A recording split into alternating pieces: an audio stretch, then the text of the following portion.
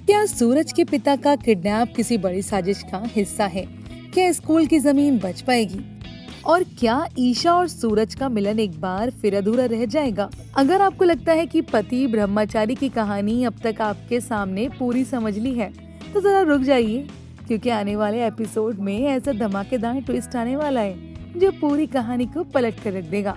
इस बार मामला सिर्फ प्यार का नहीं, बल्कि जान, जमीन और एक खतरनाक साजिश का है। कहानी की शुरुआत होती है सूरज के पिता से, जो बच्चों के भविष्य के लिए बनाए गए स्कूल को बचाने की लड़ाई लड़ रहे हैं। लेकिन आखिर ऐसा कौन है जो इस स्कूल की जमीन पर कब्जा करना चाहता है?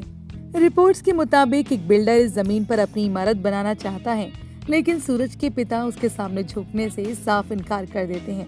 वो धरने पर बैठ जाते हैं और यहीं से शुरू होता है असली खेल।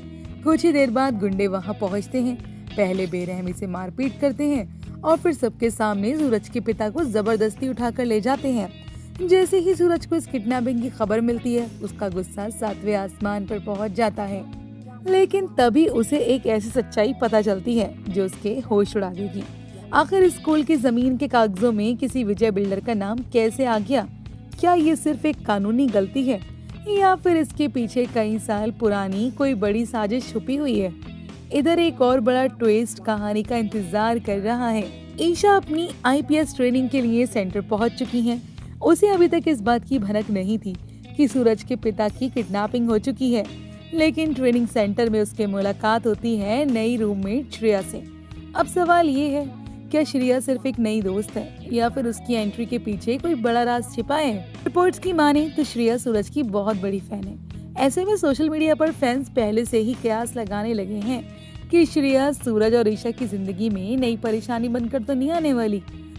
पहले आकाश ने दोनों के रिश्तों में तूफान खड़ा किया, और अब क्या श्रेया की कहानी को एक नया मोड़ लेने वाली है? तो सबसे बड़ा सवाल, क्या सूरज अपने पिता को गुंडों के चंगुल से बचा पाएगा? क्या स्कूल की जमीन वापस मिल जाएगी? और क्या विजय बिल्डर और श्रेया का आपस में कोई कनेक्शन है? इन सभी सवालों के जवाब आने वाले एपिसोड में मिलेंगे। लेकिन इतना तय है कि ईशा और सूरज के मिलन का इंतजार अभी और लंबा होने वाला है। आपको क्या लगता है, इस पूरी साजिश के पीछे असली मास्टरमाइंड कौन है? अपनी राय कमेंट बॉक्स में जरूर बताइएगा।